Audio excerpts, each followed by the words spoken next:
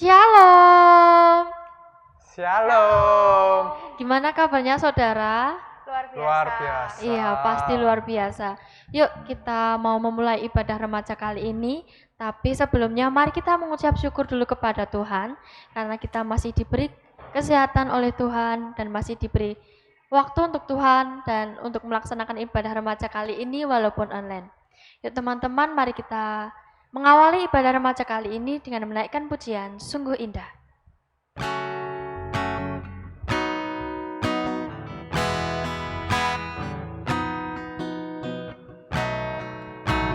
Kemanakah aku dapat pergi menjauhi rohmu yang suci, kau sahabat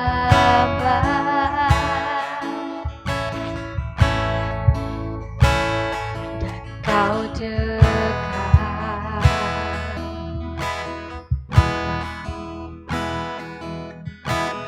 Bahkan seluruh pengabdianku tak bisa membalas kesetiaanmu, sungguh mulia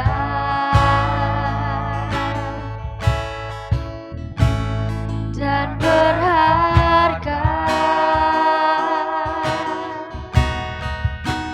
sungguh besar pengorbananmu bagiku, terlalu dalam untuk dimengerti, sungguh besar, sungguh indah yang kau pikirkan tentangku, tak terselami bagiku, sungguh indah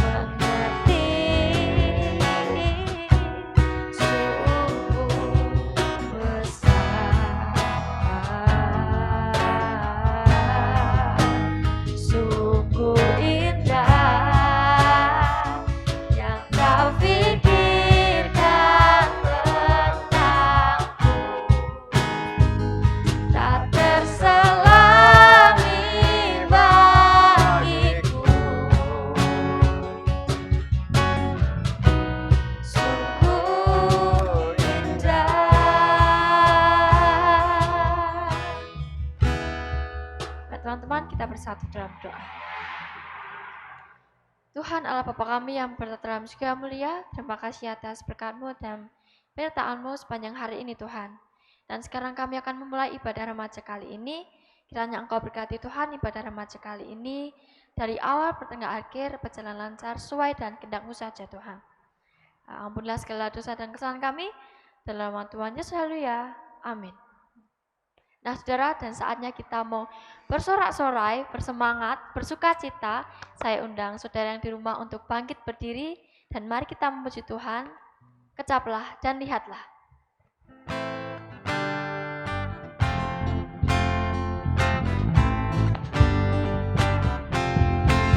Tepuk tangan boleh? Kecaplah dan lihatlah, betapa baiknya Tuhan itu. Rasakan dan nikmati kasih setia Tuhan. Oh, kecaplah dan lihatlah, betapa baiknya Tuhan itu. Rasakan dan nikmati kasih setia Tuhan. Oh, syukur bagimu Tuhan, segala hormat bagimu Tuhan, Allah yang mengasihiku, Allah yang memeliharaku selamanya. Kecaplah dan lihatlah, betapa baiknya Tuhan itu. Rasakan dan nikmati kasih setia Tuhan. Kecaplah dan lihatlah, betapa baiknya Tuhan itu.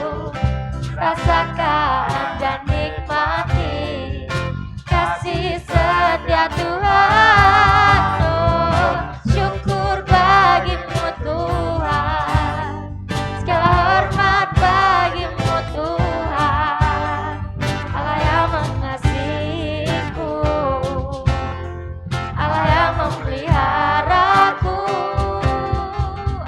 Syukur bagimu Tuhan, segala hormat bagimu Tuhan, Allah yang mengasihiku,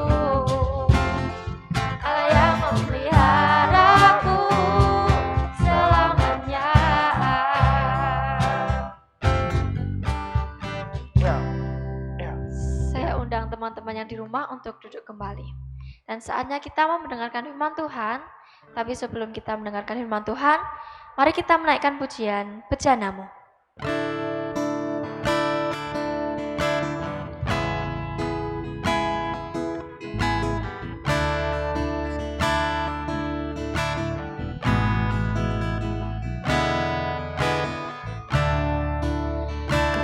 Kekuatan di jiwaku, kenangan di batinku,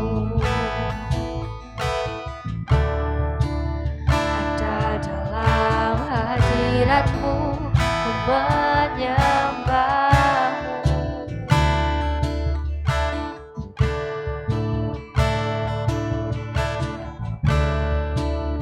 Bersungkurku di kaki-Mu, rasakan hadirat-Mu, akan ku melepaskan-Mu, Kau cahaya bagiku, mengiringmu seumur hidupku.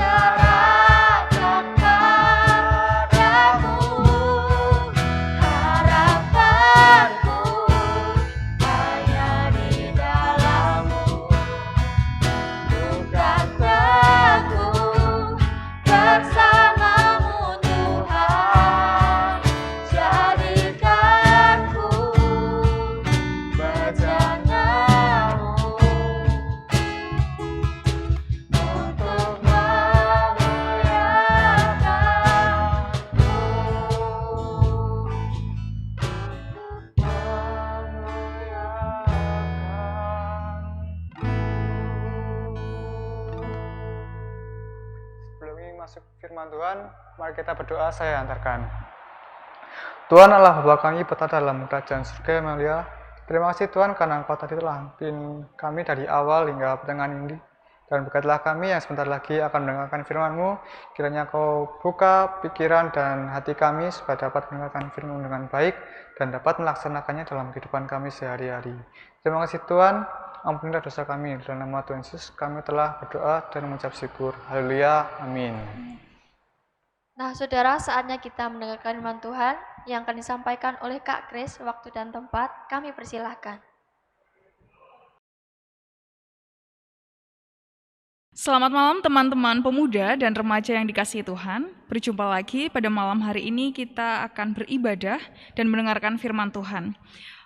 Firman Tuhan pada malam hari ini diambil dari kitab Bilangan pasal 21 ayat 4 sampai 9. Bilangan 21 ayat 4 sampai 9. Saya akan membacakannya untuk kita semua. Setelah mereka berangkat dari Gunung Hor, berjalan ke arah Laut Teberau untuk mengelilingi tanah Edom, maka bangsa itu tidak dapat lagi menahan hati di tengah jalan. Lalu mereka berkata-kata melawan Allah dan Musa. "Mengapa kamu memimpin kami keluar dari Mesir? Supaya kami mati di padang gurun ini? Sebab kami di sini tidak ada roti dan tidak ada air. Dan akan makanan hambar ini kami telah muak." Lalu Tuhan menyuruh ular-ular tedung ke antara bangsa itu dan memagut mereka, sehingga banyak dari orang Israel yang mati. Kemudian datanglah bangsa itu mendapatkan Musa dan berkata, "Kami telah berdosa, sebab kami berkata-kata melawan Tuhan dan engkau. Berdoalah kepada Tuhan, supaya dijauhkannya ular-ular ini daripada kami." Lalu Musa berdoa untuk bangsa itu.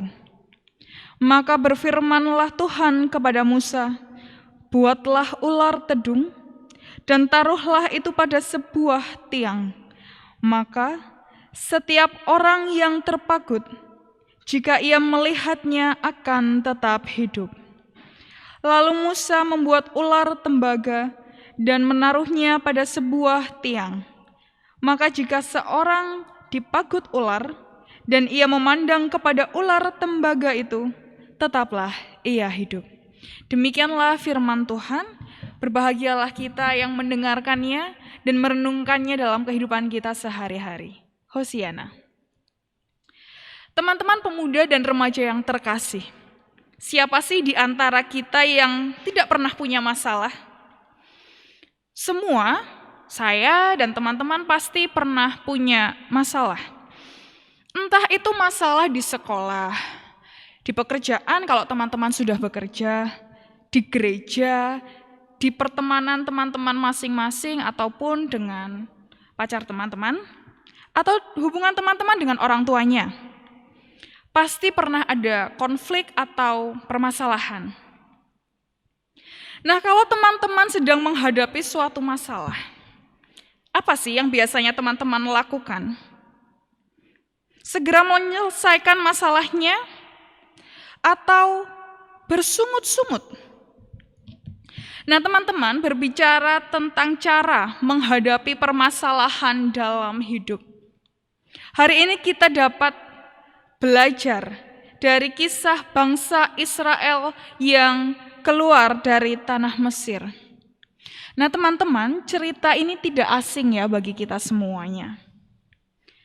Dan kalau misalnya kita mengingat kembali cerita bangsa Israel yang dituntun keluar oleh Tuhan dari tanah Mesir menuju tanah perjanjian, hal yang pasti akan sangat kita ingat adalah sikap bangsa Israel yang suka bersungut-sungut di hadapan Tuhan. Nah, sebelum kita masuk ke dalam bacaan kita, mari kita coba lihat perjalanan bangsa Israel pada saat mereka harus melalui padang gurun dan lain sebagainya. Pertama, setelah mereka dituntun keluar oleh Tuhan, mereka menyeberangi Laut Teberau, Mereka berjumpa dengan satu permasalahan. Mereka yang haus pada saat itu mungkin, tapi nggak ada air. Saat mereka menemukan air, apa yang mereka temukan? Mereka menemukan air pahit di Mara. Apa yang mereka lakukan di situ? Mereka bersungut-sungut. Peristiwa yang kedua, lepas dari peristiwa air pahit di mana? Mara. Di padang gurun Sin. Kita ingat benar peristiwa roti mana diberikan kepada mereka. Itu melalui sebuah peristiwa di mana mereka bersungut-sungut dahulu di hadapan Tuhan karena mereka lapar. Lalu kemudian peristiwa yang ketiga di Masa dan di Meriba. Mereka kekurangan air, lalu mereka marah-marah, mereka kemudian minta pada Musa, ini gimana kami kekurangan air dan lain sebagainya. Lalu pada akhirnya Musa memukul gunung batu sehingga keluarlah air untuk mereka. Lalu kemudian ada peristiwa lagi di Tabera. Mereka bersungut-sungut atas nasib buruk mereka. Lalu Tuhan marah pada mereka. Mereka merajuk pada Musa. Lalu Musa berdoa untuk keselamatan bangsa ini. Sehingga Tuhan yang tadinya menurunkan api pada mereka di kemah-kemah mereka, lalu Tuhan memadamkan api tadi karena doa Musa. Itulah tadi beberapa kisah bangsa Israel yang bersungut-sungut saat mereka melakukan perjalanan setelah keluar dari tanah Mesir lalu menuju tanah Kanaan. Hal sama yang terjadi dalam bacaan kita pada malam hari ini, yaitu diceritakan perjalanan bangsa itu yang berangkat dari Gunung Hor untuk menuju ke arah Laut Teberau.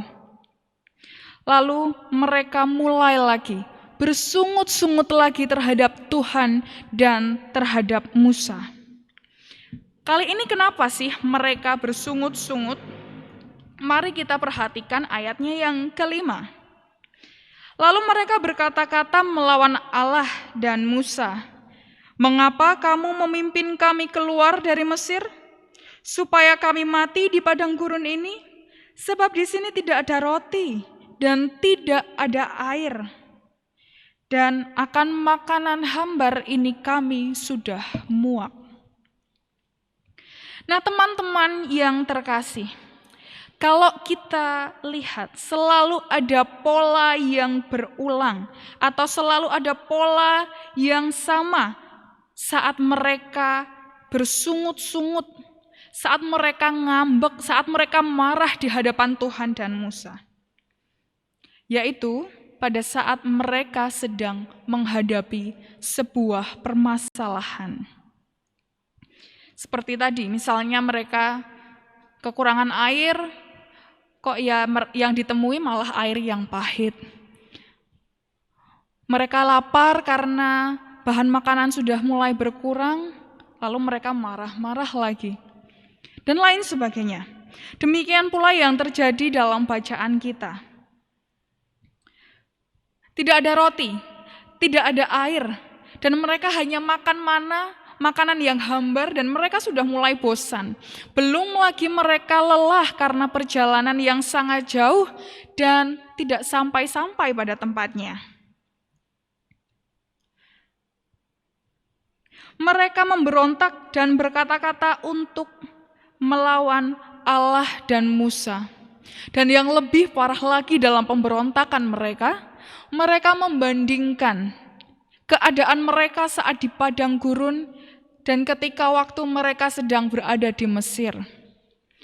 Padahal kalau boleh kita renungkan, bukankah lebih baik menjadi manusia yang merdeka daripada manusia yang diperbudak? Tapi mereka tidak ingat itu.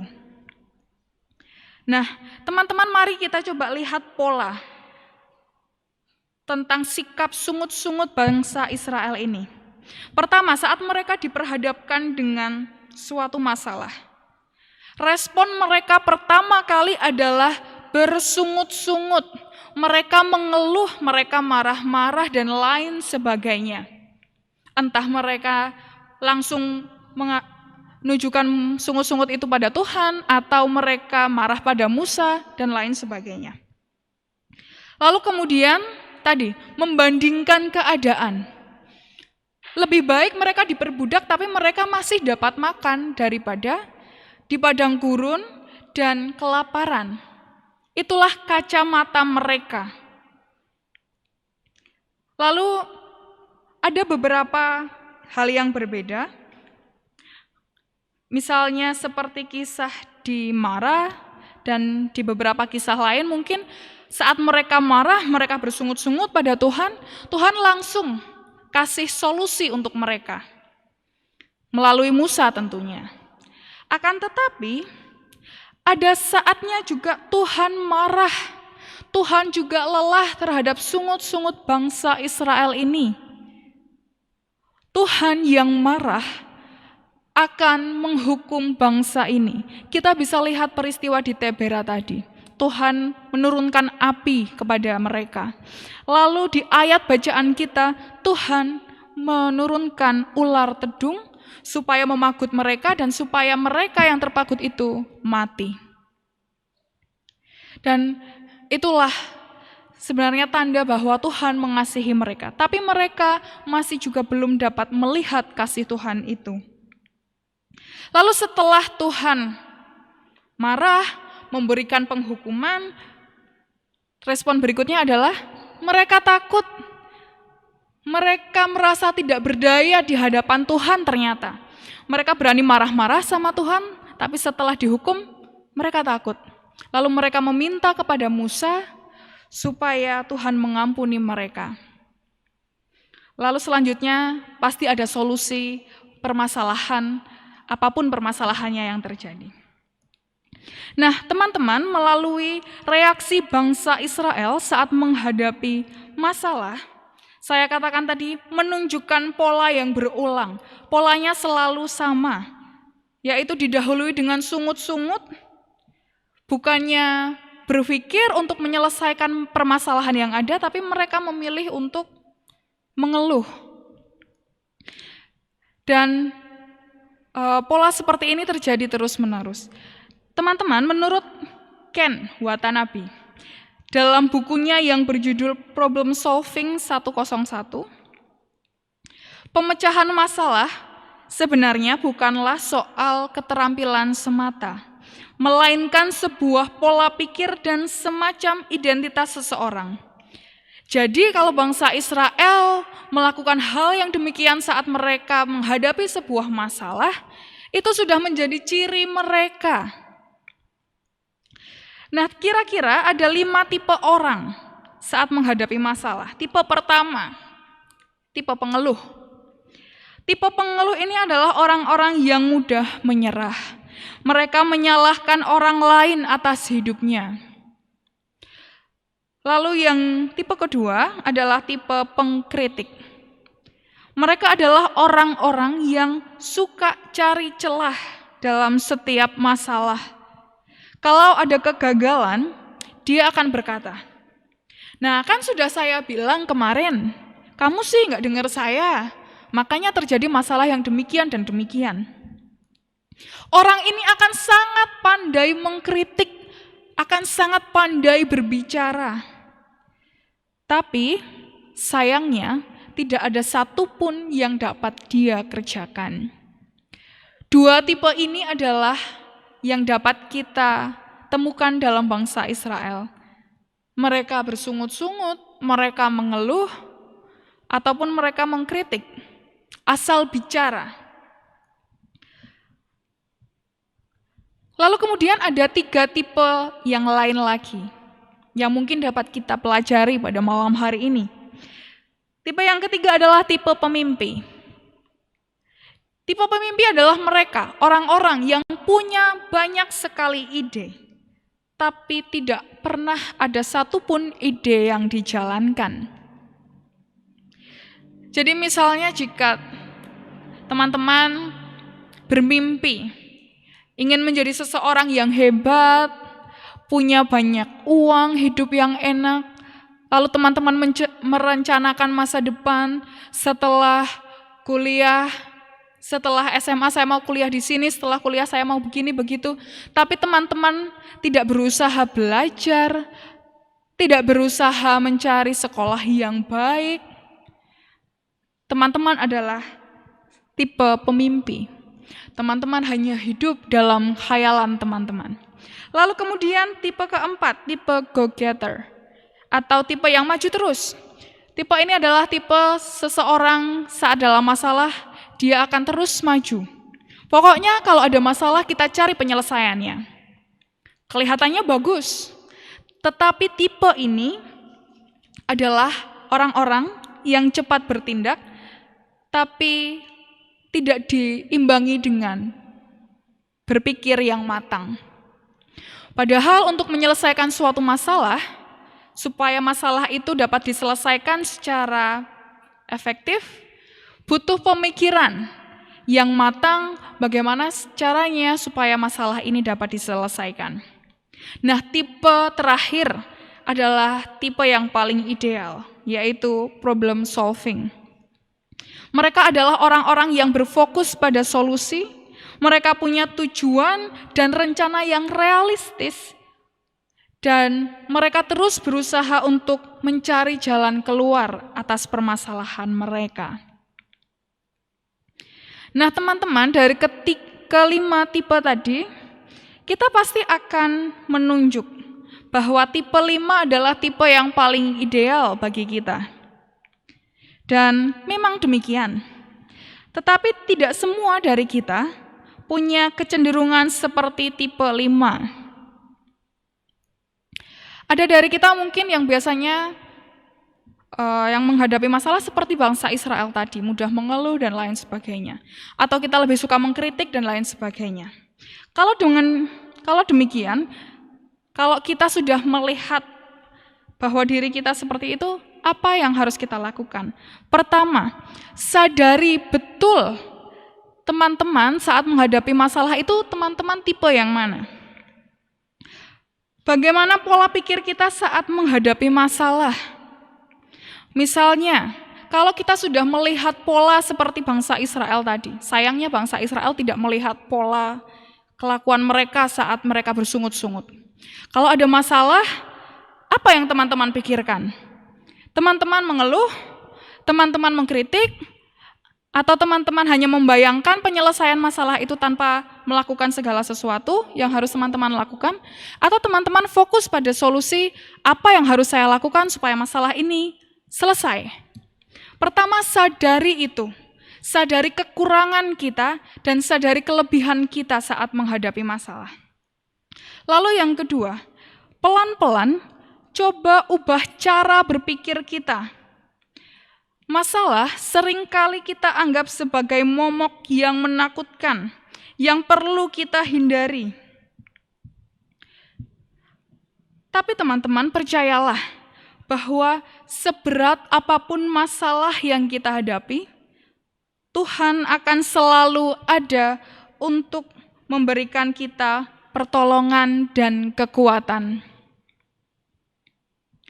Kita bisa lihat misalnya, kalau bangsa Israel menyadari hal itu, menyadari bahwa setiap ada masalah mereka bukannya mencari solusi tapi bersungut-sungut, mungkin mereka telah lupa akan ingatan perbuatan Tuhan yang dahsyat yang dilakukan di depan mata mereka.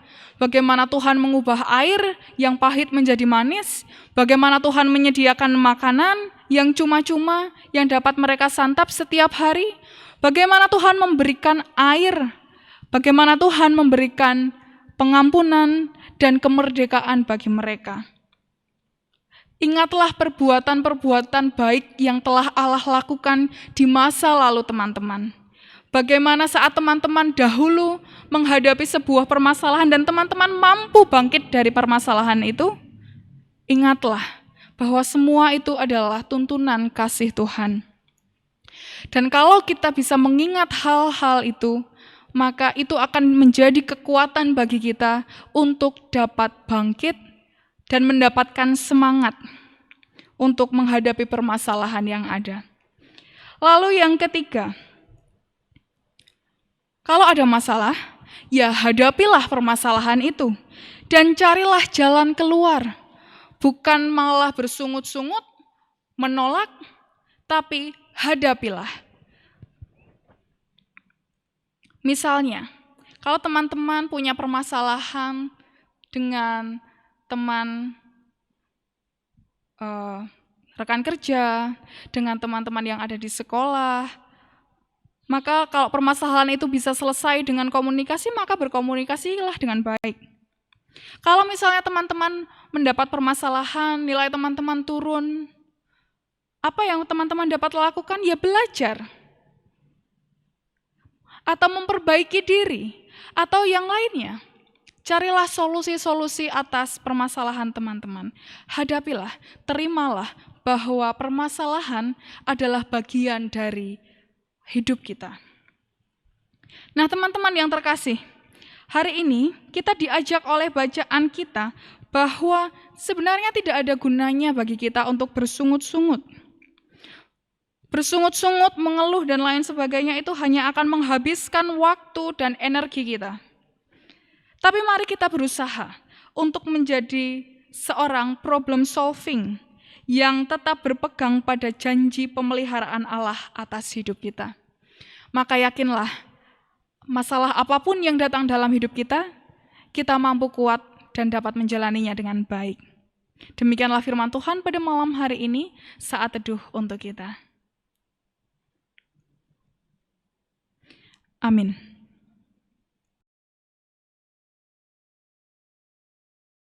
Terima kasih Kak Kris yang sudah menyampaikan firman Tuhan. Semoga firman Tuhan dapat kita teladan nih dalam kehidupan sehari-hari. Dan saatnya kita mau persembahan.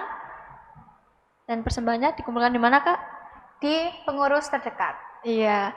Yuk mari kita menaikkan pujian, bawa persembahanmu.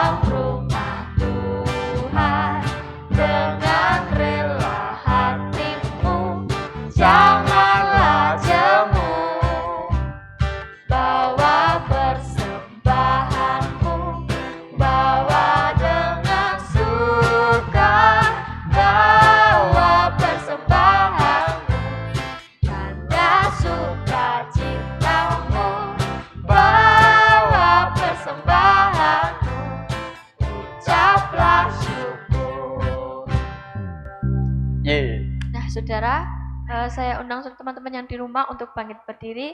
Saatnya kita mau memperbarui iman kita. Pengakuan iman rasuli dimulai.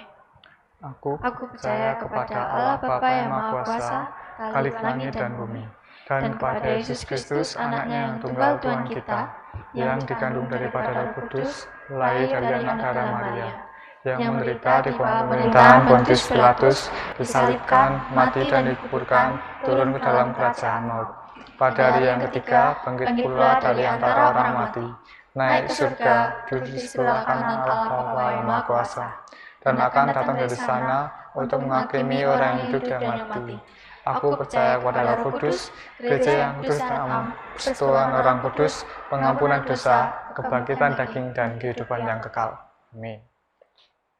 Saudara dipersilakan duduk kembali supaya nggak pegal capek. Mari saudara kita berdoa, saya hantarkan. Terima kasih Tuhan Kau telah memberkati kami dalam sepanjang ibadah online dari awal pertengahan hingga akhir, dan saat ini kami berdoa untuk bangsa dan negara kami. Kiranya Engkau memberkati segala pemerintahannya, permasalahan agar dapat diselesaikan dengan baik. Dan juga Tuhan, kami berdoa untuk COVID-19, kiranya Engkau segera menyelesaikan pandemi ini dan kami dapat beraktivitas kembali dengan baik. Kami juga berdoa Tuhan untuk persembahan kami, kiranya persembahan kami dapat memuliakan nama-Mu dan memperluas kerajaan-Mu, dan berkati hamba-Mu juga Tuhan yang mengelola persembahan kami. Kami juga berdoa untuk sekolah kami, Engkau berkati sekolah kami Tuhan di PJJ ini selama pandemi, dan Engkau berkati teman-teman kami yang PTS agar mereka dapat mengerjakan dengan baik, dan teman-teman kami yang ujian agar juga mereka dapat mengerjakan ujian dengan baik dan dapat nilai memuaskan. Inilah doa kami Tuhan. Mari kita berdoa Bapa kami. Bapa kami yang ada di surga, dikuduskanlah nama-Mu, datanglah kerajaan-Mu, jadilah kehendak-Mu di bumi seperti di surga. Berikanlah kami pada hari ini makanan kami yang secukupnya, dan ampunilah kami akan kesalahan kami, seperti kami juga mengampuni orang yang bersalah kepada kami. Dan janganlah membawa kami ke dalam pencobaan, tetapi lepaskanlah kami daripada yang jahat. Karena Engkau lah yang punya kerajaan, dan kuasa, dan kemuliaan sampai selama-lamanya. Amin. Nah, saudara, kita udah selesai nih ibadah remajanya. Dan jangan lupa besok Sabtu nonton lagi ya. Dan Yesus memberkati. Dadah. Subscribe, jangan lupa. Dadah.